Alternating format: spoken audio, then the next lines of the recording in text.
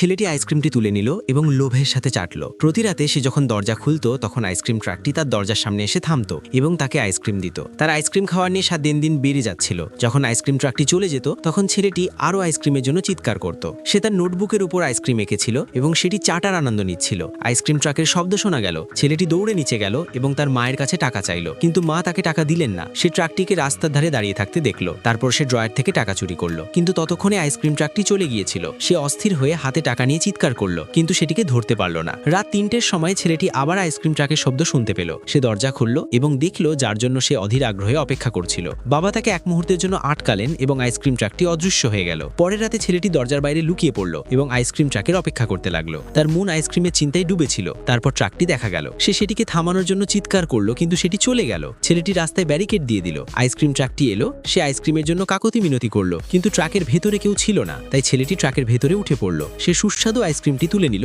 এবং সেটির স্বাদ গ্রহণ করলো।